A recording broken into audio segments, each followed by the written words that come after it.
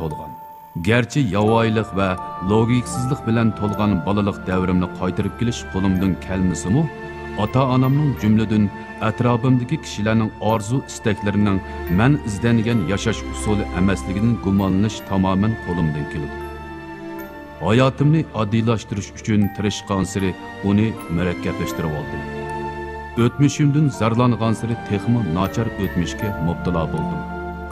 İnkar qilgan har bir reallik menga jin bo'lib choplashdi. Hayotlik energiyalarimdan mangulik dvigatel yasash xiyollarim barbod bo'ldi. Ardim, charchidim. Ko'zimni ochgan sari ko'rolmadim. Oxiri ko'zimni yumdim. Ko'rganim o'zim bo'lib chiqdi. O'zimning hozirdan iborat bir reallikda yashayotganimni his qildim. Kelgusidan kelgan g'am andisha, o'tmishimdan kelgan pas bes to'yg'ular g'oyib bo'ldi. O'zimning tafakkuriga muddaga ega bo'lgan ijtimoiy mavjudot ekanligimni to'nib yetdim. Shunda qilib men psixologiyani tanladim. Yo'q. To'g'ri qilib aytganda psixologiya meni tanladi. Kallamdagi nurg'un chigish savollarga javob topildi. Shundaqla nurg'unlagan savollar paydo bo'ldi. Men asta-asta o'zimning kontroliga o'tishga boshladim. To'yiqsiz o'zim o'rgangan psixiki savodlarni texmi ko'p kishilar bilan o'rtoqlashishni to'g'ri topdim. Undaqda darsligimni o'zimga xayrxo'sh deyish orqali boshlayman. Ali Qurbon.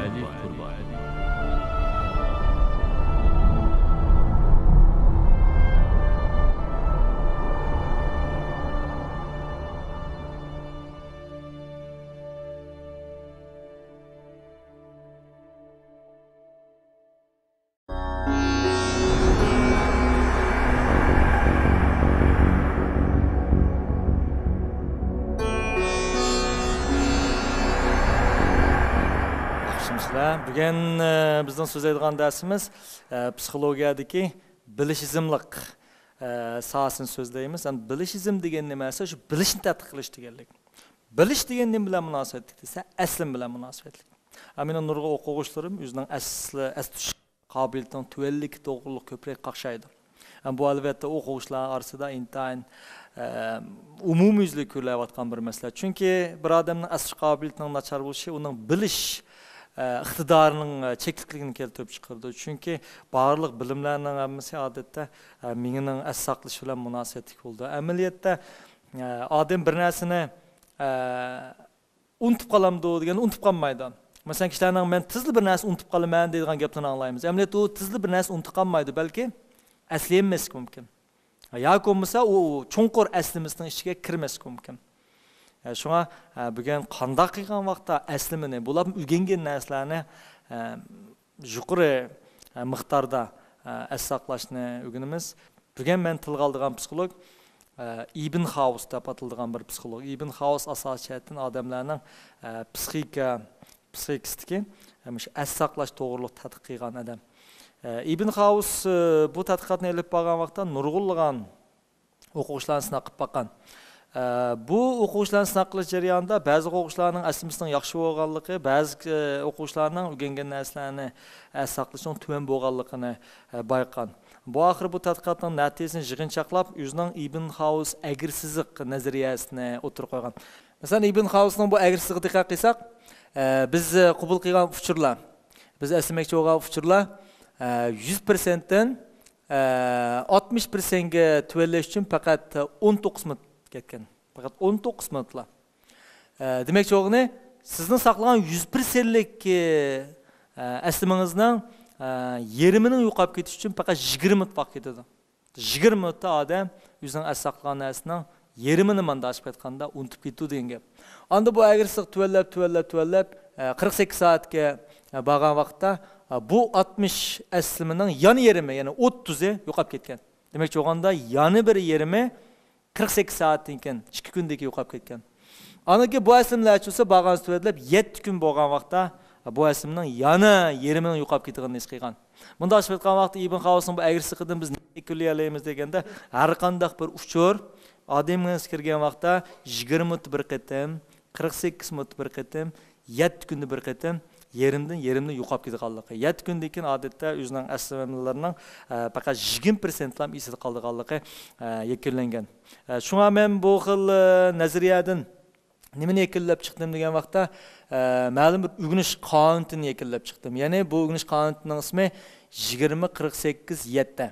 Bu yerdagi 20 degan minutga vakillik qildi, 48 deganimiz soatga vakillik qildi, 7 deganimiz kunga vakillik qildi. Unda biz bo'lsa bir a'lo o'quvchi yoki bo'lmasa bir o'g'inishda yaxshi o'quvchi qandoq bo'lib yaxshi o'qib qolgan.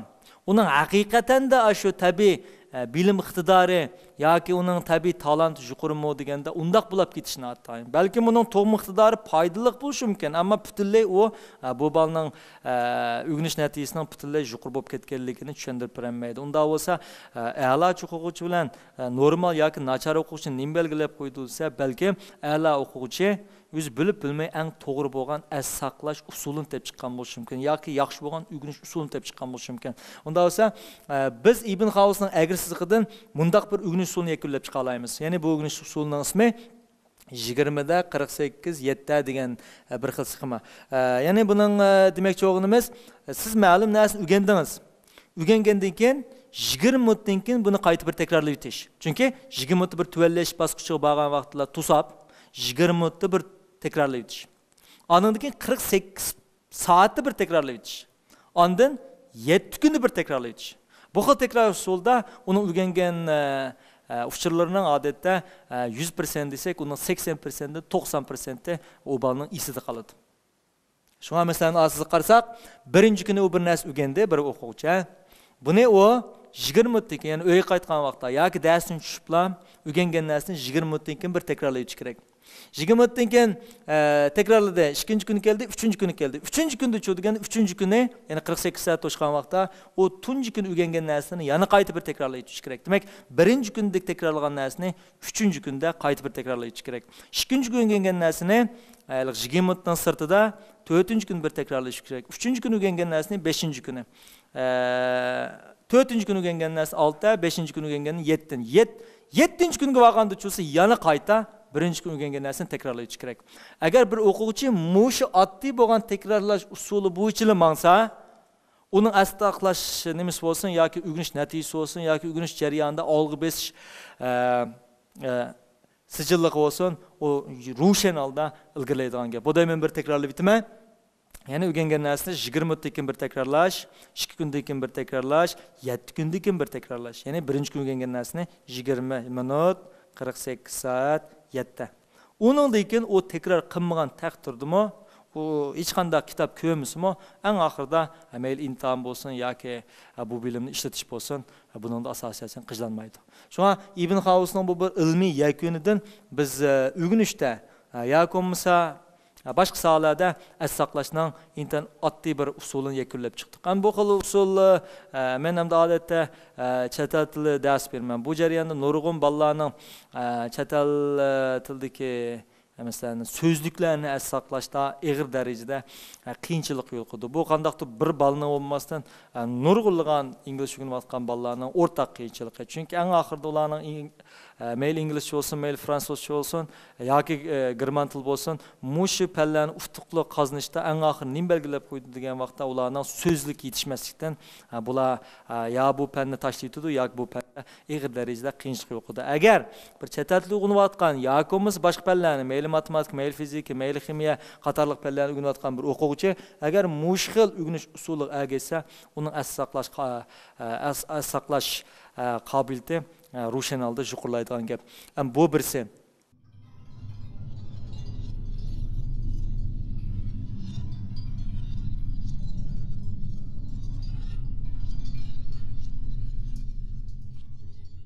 Endi men yana bir xil o'rganish usulini o'tirib qo'yman. Agar bir tirishib o'zining o'rganishdan natija chiqarmoqchi bo'lgan bola mushk usulni birlashtirsa, men shunday shaxsan kapolatlik qilib beramanki, bu bolaning mayli dars bo'lsin, mayli kelajakda bo'lsin, mayli xizmatda bo'lsin, olg'i besish tezligiga zo'r darajada yordam berdi. Unda bo'lsa ikkinchi xil usul nima deganda, ikkinchi usul masalan mana bu piramidadan biz mundaq bir narsani ko'ra olamiz. Masalan, piramidaning dastlabki cho'qsida dars degan bir xat bor. Ondan bu 5%. Bu nima degan gap desa, bir o'quvchi dars anglagan vaqtda darsdan faqat qancha % o'zlashtira oladi, qancha % shuni yozib qoldi degan faqat 5% yozib qoldi. Mana shu nurg'un o'quvchilarning hozir salqirayotgan bir nuqtasi. Nurg'un bolalar darsni masalan tushungan bo'ladi. Haqiqatan tushundi. Ammo bu tushunish qanday haqiqiy tushunish bo'lmasdan hissiy tushunish bo'ldi. Shu vaqtda tushunadi uni. O'qituvchimi buning oldinib qoladi. Ya'ni o'quvchilarim buni tushundi deb o'ylaydi. Ammo bu o'quvchi haqiqatan tushundimi? Unda olmaydi. Amaliyotda bu o'quvchi tushungandek his qildi xolos. Yo'q tushungan bo'lib oldi. Amaliyotda bu darsning qancha % yozib qoldi degan oram 5% yozib qoldi. Unda esa bu darsni qanday qilgan to'liq o'zlashtirib bo'ldi. Ikkinchi peshta qaraylik. Ikkinchi peshta o'qish. Ya'ni kitob o'qish orqali. Unda bir odam kitob o'qish orqali shu kitobdagi bilimlarni qancha % o'zlashtira oladi? Amaliyot faqat 10% o'zlashtira oladi. U balkim umum ideyani tushunish mumkin. Yo'q tushungandek his qilish mumkin, yo'q tushungan bo'lib olish mumkin. Ammo biz ilmiy tekshirsak, bir kitobni o'qigan vaqtda uning faqat 10% lam u odamga, kitob o'quvchiga yuqadigan gap. Unda 3-peshta. 3-peshta 20%lik asaqlash yoki 20%lik o'rganishga vakillik qildi. U bo'lsa ko'rish va anglash. Bir narsani mayli ekranda ko'rsin yoki anglasin, bu xil usul orqali o'rganishni o'zi 20%lik asqatadi. Unda 3-peshta bo'lsa 30%. 30% chu deganda o'rgangan narsani boshqalarga ko'z beqish. Siz nima o'rgangan bo'lsa, uni birsa ko'z beqish. Bu orqali biz faqat 30% egallay olamiz. Anakin 50%. U o'rgangan narsani agar boshqalar bilan munozirlashsa, boshqalar bilan deyishib, shu to'g'ri savollarni chiqarishib, o'zaro munozirlashgan bo'lsa, unda buni o'rgangan bilimi qancha % o'z ishida degan vaqtda 50% o'z ishida. Uning ostida 75% amaliyotda mashq qilib beqish. Masalan, bir hikoya aytib bersam, bir maxsus suv uchun tadqiq qilgan bir odam bor ekan. Bu shu suv uchun tadqiq qilib, aspirantlik o'qib, aspirantlikdan doktorlik o'qib, doktorlikdan doktorashta bo'lib ketibdi. Eng oxirida bu nurg'un narsani o'rgangachga suv uzish to'g'riliq. Eriq o'z tangda so'zib jumabdi, chunki nihoyatda yuqori bilganlik uchun. Oxir bu menimcha biroqlar dengizni suvzay deb dengizga suv uzish uchun dengizga o'zini aytibdi, hayotidan ayrilibdi. Demak, buni nimani bildiryapmiz desa, u haqiqiy nazariy bilgan bilan u hargiz uning butunlay dengiz suv uzishiga tenglanmaydi. U avval eriqdan cho'ngroq ko'ldan daryodan dengizga kengayadi. U biroq unda qilmagan, u bir umrida suzib boqmagan. Suzib boqmayla, faqat suzishni tadqiq qilgan. Eng oxiri cho'sa dengizga kirgan vaqtda u suzish u yoqda o'sin hayotini qurqagan. Shu nurg'un bilimlarning amaliyotda bizda nazariy asosda bilinishi uni xato tuyg'uga bir bo'lsa uni o'ziga haddan ziyod ishongan qilib yetadi. Albatta bu haddan ziyod ishonganlik uchun ishlarning nurg'ulgan tafsiloti sal qaraydigan chiqadi. Ishlarning tafsiloti sal qaragan vaqtda albatta bu ishdan ufq qozonmaydigan chiqadi. Yakomuz nima chiqdi bo'lsa, oldirab bir ishni qilolmaydigan bo'lib qoldi. Nima qilsa, mukammallikni qo'g'lashganlik uchun. Shuni qanday qadam muvaffaq qazindi desa, har qanday o'rgangan narsani tajriba qilib boqadi. Unda o'rganmay turib, tajriba orqali muvaffaq qazangan bo'lamdi degan unda olmaydi. Bunda qadamni qaram keldi. Chunki bularda nazariy bilim bo'lmaganligi uchun bularning taraqqiyoti ma'lum nuqtaga olgan to'sildi. Masalan, ba'zi odamlarning hech qanday o'qimay turib boy o'g'inni bilamiz. Ammo buning boy bo'g'indagi haqiqiy muvaffaqiyati cheksizlik intilalamni intilanmaydi. U ma'lum bir nuqtada chuqum to'xtab qoldi. Yoki u boshqa bir tafakkurga o'tolmaydi degan gap. Shunga bir muvaffaqiyat bo'lish uchun nima keraksa, nazariya bilan amaliyotni chuqum birlashtirish kerak. 75% ni biz amaliyot ko'z orqali. Yoki bo'lmasa nurg'adam kichik vaqtida velosipedni yurib boqadi. Ammo ba'zida shahar muhitiga mos uchun velosiped minish qulaysiz bo'ldi yoki velosiped minishdan ojiz qolmaydi. Balki 20 yil, 30 yil velosiped minmas mumkin. Ammo bir velosiped degan odam 30 yildan keyinmi velosipedni elib haydab keta oladi. Uningda velosipedni haydashni unutib qoptiman deydigan gap bo'lmaydi. Hech qanday odam velosiped haydashni unutib qoptiman demaydi. Nima ish qilsa? Chunki u velosiped minish o'rgangan vaqtda u to'liq amaliy harakat bilan o'rgangan. Bu xil badanmi o'rgangan narsaga aralashgan vaqtda bu xil bilim asosiyatini chiqarmaydi. Qancha % chiqaradi? 75% chiqarmaydi. Eng kuchli birsi bor. O'gitish. eng yaxshi o'rganish nima bo'lsa, o'rgatish. Bir odam o'zining bilimini boshqalarga o'rgatgan vaqtda bu hargiz ketmaydi. 100% saqlanib qoldi. Masalan, bizning ingliz tili o'qitish sohasimizdami nurg'un o'quvchilar ingliz tilida eng oxirida qanday muvaffaqiyat qozondi degan vaqtda o'rgatish orqali. Chunki siz ma'lum narsani boshqalarga o'rgatayotgan vaqtda o'zingizda qandaqdir bir xil to'liq tushunish hosil bo'ldi. yoki bo'lmasa to'liq tushunishga ehtiyoj paydo bo'ldi. Siz tabiiyla bu to'g'ri izlanishga duch kelsiz. Shunga meni o'quvchilarga to'xtamay jakarlaydigan nimasi, men bugun sizga nima o'rgatgan bo'lsam, darhol yotoqdoshlaringiz shuni o'rgating. Agar yotoqdoshlaringiz qattiq o'rganish xohlamasa, pul berib bo'lsinmi? Janimadash men bir o'rgatib qo'yadi. Oxirida uni qo'g'lab o'rgatish. Bu xil usulda shu deganda uning bilimi biroqla shuning bilimiga hisob bo'ldi. Shunga mayli siz qandaq narsani o'rganing, buni eng yaxshi o'rganishning usuli nimasi? Birisi 75%lik, ya'ni uni amaliyat ko'rsatish. Amaliyat ko'rsatishning ishidan eng qaltis qaysi esa o'rgatib o'tish.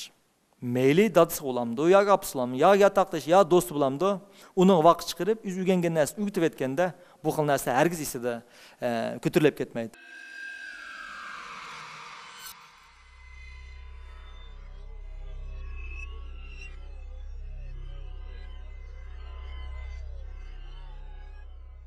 Onundan keyin munozara gruppasi. Biroq nurg'un o'quvchilarning qo'liniga nimasi ustilik kuchi. Dars anglaydi, o'qiydi, anglaydi. Bu xil ahvol ostida bek ko'p bo'lib ketganda qancha bo'ldi? 20%. Faqat 20%lik o'z ishida. Bunda vaqtda bunda bolalarda olg'i besish tuyg'usi bo'lmaydi. Olg'i besish tuyg'usi bo'lmagan vaqtda odamlar nurg'un narsalardan zerikadi. Nimishqa ba'zi bolalar darsda chekinib ketadi, chekinganlar chekinaverdi, bilganlar nimishqa bilaverdi deganda, chunki bir odamning ma'lum narsani tushunmasligi uni bearamlik tuyg'u paydo qildi.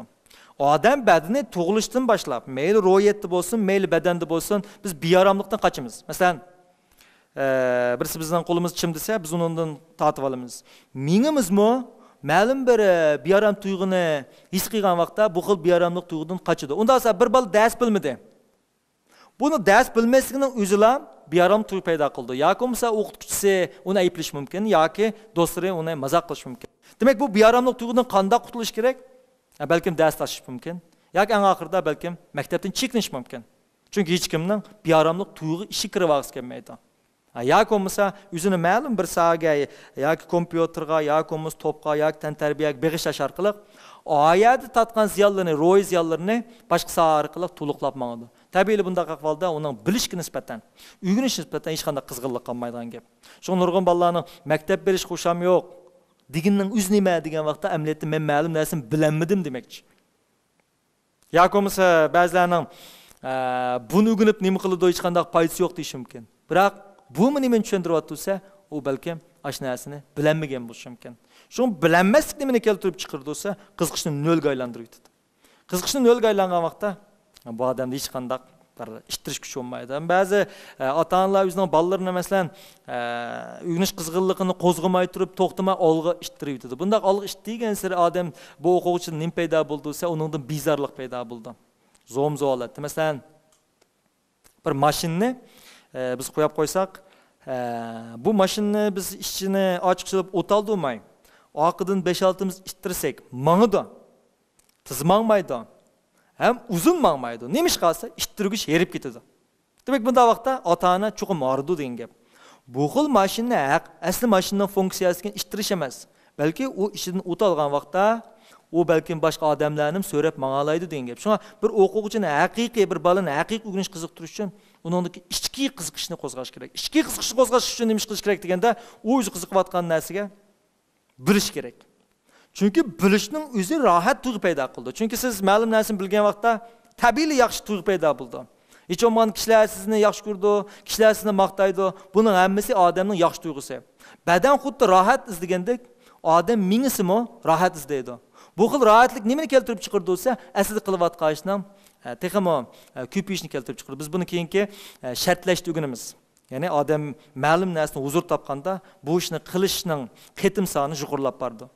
Şuna ballarning o'rganishini qizg'inligini qo'zg'ash uchun birinchi qator nima qilish kerak deganda, bular o'zi tushunayotgan narsani bilish kerak. Buni bilish uchun qanday qilish kerak deganda, men boyatin piramida shaklini ko'rsatib qo'ydim. Mushning ichidagi eng ostidagi 3ni cho'qim ishlatish kerak. Bunaqa ba'zi o'qituvchilarni diqqat qilish kerak. Umi bir o'qituvchi, bir loyiq o'qituvchi hargiz dars o'tish bilan yoki bolalar topshiriq berishdan cheklanib qolsa olmaydi. U chuqur bolalarni munozirga o'rlashtirish kerak. Nemishqa bolalar, masalan biz kichik vaqtimizda tantarbiya darsiga amraqdik. Tantarbiya darsi olsam xush bo'lib ketdik. Nemishqa biz tantarbiya darsini yaxshi ko'ramiz? Biz o'ylab baqsaq bo'ldi. Tantarbiya darsining alaylik nimasi, u qilayotganishqa o'zi shug'ullandi. Mayli top o'ynasin, mayli sektirsin, mayli tushun topasin, uningga bola o'zi qatnashgan aktiv bo'lgan o'rganish usuli. Shu har qanday bola bundan qatnashib oldi. Ammo dars shu deganda dars asosiyatdan bolalar o'tirdi, o'qituvchi so'zlaydi. Bu bir passiv o'rganish usuli amaliyotda. Shu bir nodir o'qituvchi qanday qilish kerak degan vaqtda o'zining o'rgatgan bilimlarini bolalarga o'zaro munozir selish kerak. Bo'lsa, bola yana bir bolaga o'rgatish kerak. Mana ma'qul aktiv holatda tarbiyalaganda bolalar bunday darsga o'zidan qiziqib qoldi. Mesela munazirleşken vaqtda. Çünkü o tunji qatim o'zining idisini mayli xato bo'lsin, mayli to'g'ri bo'lsin, u idis o'tirib qo'ya olgan vaqtda bundaq narsalarga tizla kirish ketadi. Nima ish qiladigan vaqt men boya aytgandek, uning rohat tuyg'u paydo bo'ldi. Shunga har qanday ota-ona yoki har qanday o'quvchi, har qanday o'qituvchi ma'lum bir bolaning yoki ma'lum bir o'quvchining qiziqishini qo'zg'ayman degan, uning uchun bildirish kerak. Bilish bo'lmaydi ekan, qiziqish bo'lmaydi. En ahırda meni agahlandırıp qo'ydigan nimasi Ibn Xavsen mundaq bir nadir gapni qilgan. Ya'ni bilimning originali muhim degan. Bilimning originali muhim degan nimasi, siz mayli qandaq narsani o'rganing, uni chuqum tunji qatim to'g'risini o'rganmasangiz, uni keyin o'zgartirib olmaydi. Masalan, bir bola nimaga o'xshaydi degan vaqtda bulutga o'xshaydi. Bu bulutni biz loy suv ishilab qo'ysak, oldik. Bu loy suvni suzuk suv ishilsak, o darhol süzülmeydi. Onu qanday qilish kerak deganda, qayt suzuk suv onu qayt siqqandan keyin ondan suzuklaşadi.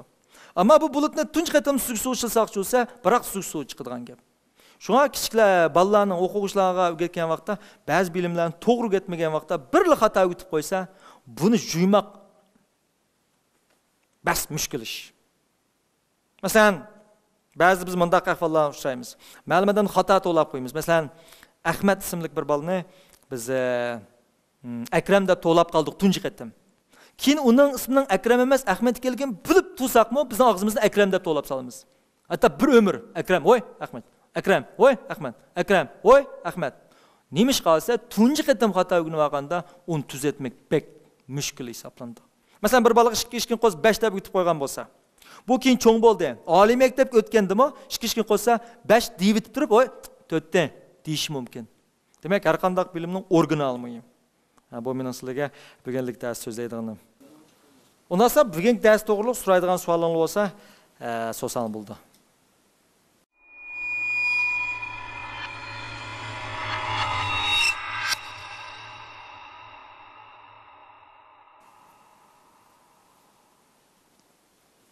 Siz. Assalomu alaykum, Ali ma'lum yaxshimisiz? Bugungi mushu darsingiz bak yaxshi bo'ldi deb qaradim. Men nurg'un narsani his qilib oldim.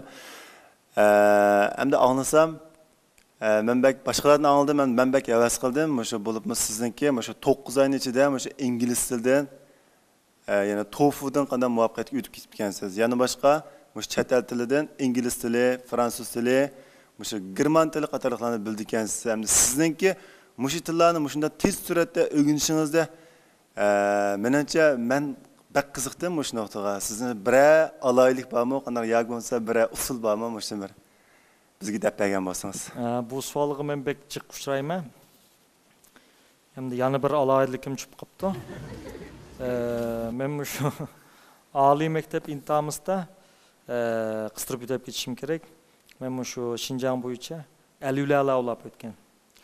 Bu vaqtda bizning qo'shnilarimiz bütün bizning jurt mesela hayron qolgan. Nima ish hayron qoldi desa, chunki mening oilamni olib aytgan vaqtda men tinch o'rganish sharoiti bek yaxshi emas edi. Mesela ota-onamning munosabati taz yaxshi bo'lmag'achqa, ularning men ko'ngil bo'lish holati mening boshqa do'stlarim qaraganda yaxshi emas. Unda olsa bu bala qanday qilib bundaqqa oliy maktab imtihonisidan alviyal avlab o'tib qoldi. Bu nurg'a odamlarning kallasidan o'tmagan bir savollar qoldi. Keyin men o'zimni yaxshi bir talantli o'xshayman deb mengiverdim. Keyin til o'rgandim. Til o'rgangan vaqtda bu vaqtda kishilar men oliy maktabdan yaxshi numar olgan vaqtda kishilar buning tabiiy panga talanti bor deb buni ma'qul tushundirdi. Men mo shunda talantim bor o'xshaydi deb tushunib ketaverdim. Keyin oliy maktab chiqdim. Oliy maktab chiqqan vaqtda chet el tili o'rganish qizg'inligining kuchliligini bildim.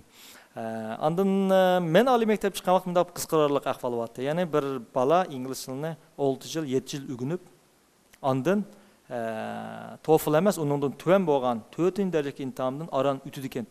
Men kelgan vaqt. Yani bu yerda mening bir kallamda o'tmadi. Bu bir tilni qanday qilib 6-7 yil o'rgandi.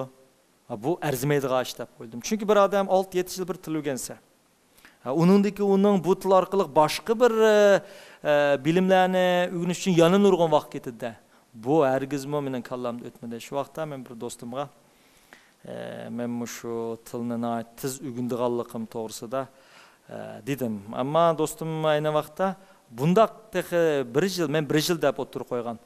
Bundaq 1 yilda o'tishning hech kim shakllanmagach, hech kim undaq qilib boqmagachqa, ular buni bir xil xomxiyol yoki poetish deb o'yladi. Biroq men o'zimga ishondim. O'rgandim, bir boshdan fransuz o'rgandim, bir boshdan ingliz o'rgandim. Keyin mening tezligim o'rganish tezligim tez bo'ldi. 6 oy bo'lgan vaqtda men o'zimning tayyorligining ravus bo'lganligini, 4-darajalik imtihonning saviyasiga yetganligimni his qildim. Biroq mening bu imtihonni bagim kelmadi. Ya'ni buningdan yuqori imtihonni so'radim. O vaqtda eng yuqorisi TOEFL degan imtihon edi. Keyin men bu TOEFL imtihoniga tizimlatdim. Buni Shinjang universiteti berdi shu vaqtda. Keyin bu imtihonni yuqori numar olgan vaqtda nurg'un bolalarda bir xil ideyajatin o'zgarish bo'ldi. Asli ingliz tilini unchalar yuqori, unchalar ko'p vaqt sarf qilmasin bo'ldi ekan degan to'g'ri keldi. Hamda bular balkim meni talantli, to'g'miqdori bor deb yana qutulish mumkin. Men buning ishinib keldim. Qachon ishondim degan vaqtda men bir qatam IQ, ya'ni aql koeffitsiyentini sinaydigan bir savol ishlab baqdim. Men rost aqlliqmi? Bu koeffitsiyent sinagan vaqtda bu 100 numurliq hamda. Mening natijam 70 chiqdi. 70 deganim o'ttiral aqlli odam hamda. Mening ba'zi o'quvchilarimning 80-90, hatto ba'zilarining ama favqulodda aqlliqning 110-120 chiqdi. Oshirib hisoblaymiz. 100 olgan bilan 120 qilib hisoblay olamiz. O'quvchilarimning 90-100 ketdi. Men xato hisoblab qo'ygan o'xshayim deb qayta hisoblasam, ikkinchi qatim 68 chiqdi.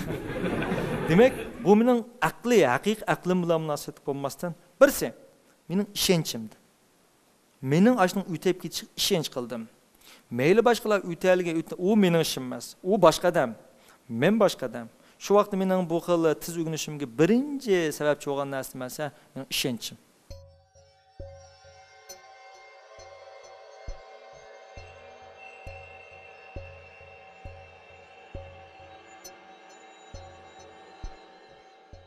Chuqum qilan, nemish qilanmayman, chuqum qilam. Chunki burungi zamonda qushqash tili, hayvon tilini tushundigan odamlar paydo bo'lgan. Uni o'rnida bir odamning tilini tushunish menimcha unchalar qiyin emas deb o'yladim. Mush tariqada o'rganish orqali oxir o'tdim.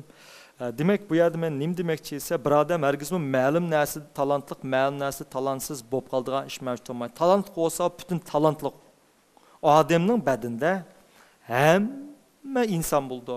Masalan, bir buvoqning ichida bir buvoq misol olsak, uning ichida injenermi bor. Uning ichida millionermi bor. Uning ichida o'qituvchimi bor. Uning ichida tumuchimi bor. Uning ichida o'g'rimi bor, qotilmi bor.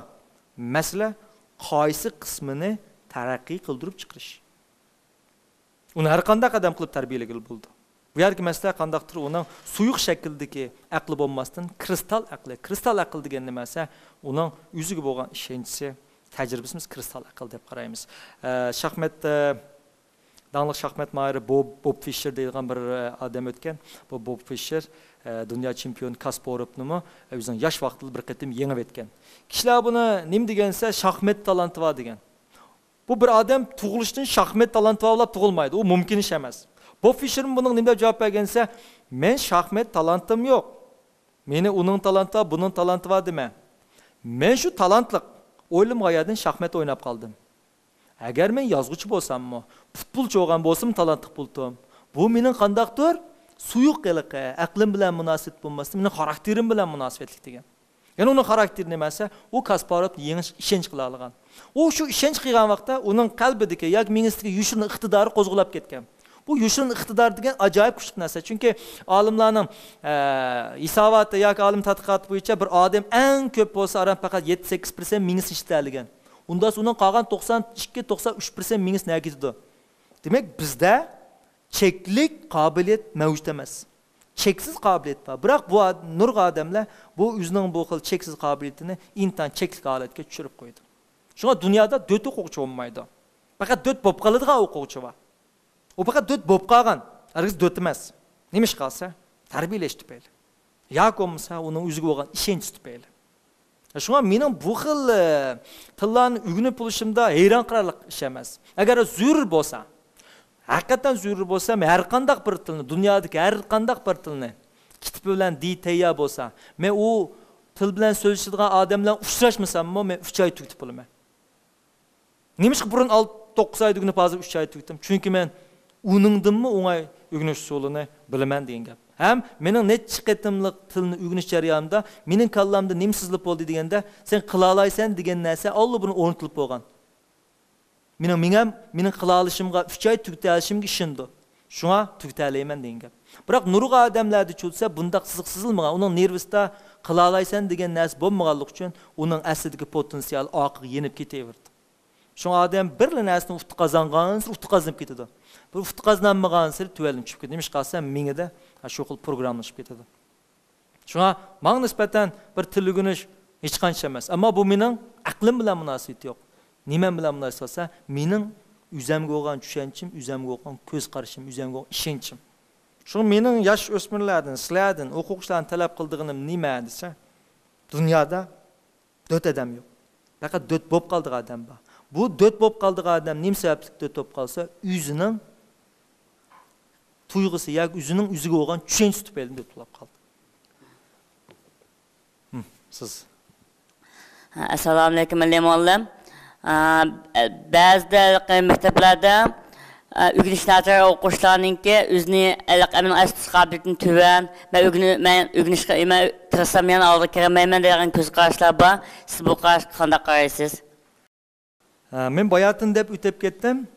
Nurg'a o'quvchilarning asosiy qobiliyatim nachar deyishning o'ziga bearam tuyg'uni yo'q qilib o'tish uchun. Ya'ni har qanday odam men bilanmadim deyish xohlamaydi. Ammo o bilanmadi. Buni qanday usulda bu bearamlik tuyg'udan qutuladi? U asosiy qobiliyatim tuvan desa, u yaxshi his qiladi. Ya'ni masalan siz men qalva deganning o'rniga mening qulqim gaz desangiz, bu bir qadar sizga besimni sal tuvaltadi. Nima ish qilsa, gazliq ham kishilar qabul qila oladigan, sizga balki istash qiladigan bir xil tushuntirish. Ama siz men bilmayman desangiz, bu o'zingizga bir xil bearam ish qiladi. Shunlar o'quvchilarning asosiy qobiliyatim tuvan deyishning o'zi mushkul bearamlikdan qutulish uchun aql ifodalash. Biz buni psixoanalizm so'zidik, ya'ni aqlni muvofiqlashtirib tushuntirish yoki rad qilib turaverish, inkor qilib turaverish, ya'ni o'zining pokitni inkor qilib, kishilar qabul qila oladigan usulni tushuntirish. Masalan, bir dada kayfiyatni nacharlashib bir balani urib qo'ygan bo'lsa, bolasini. U hargizmi uyg'um kelib udim demaydi. U nima deb tushuntirish mumkinsa, balamning kelgusi uchun uning yaxshi bo'lsin dedim deydi. Demak, bu balalarningmi mening asosiy qobiliyatim nachar degani amaliyotda o'zlik aql reallikni yushirish orqali ma'qul usulga kirib olmoqchi. Yoki bo'lmasa nachar balalarning ko'p uxlaydigini bilamiz. Chunki uxlab qoldim, shuni bilmadim deyish bu bir qadar ularga nisbatan yaxshi tuyg'uni bildirdi. Chunki uxlab qolsa, albatta u chaqda ayıplash yoki asosliqqa bana nimaga yetkilib ketadi desa, uning ana tirishmasligiga emas, uxlab qolganiga yetkilib ketadi. Yoki uning bilmasligiga emas, uxlab qolganiga yetkilib ketadigan gap. Yoki o'z maktab tilida chiqsa, men maktabda o'qimagan deb qutula olish mumkin. U chaqda bu o'ziga bearamlikni yo'qota oladi. Shu psixologiyada bir narsa bor, badan xuddi bearamlikdan qochgandek adamning ro'yitimi doim bearamlikdan o'zini oqichib, uni boshqa bir usullar orqali tanishadi. Biz buni keyingi darslarda tafsil so'zlaymiz. Bo'ldi, unda bugungi darsimiz shu bo'lsin. Rahmat.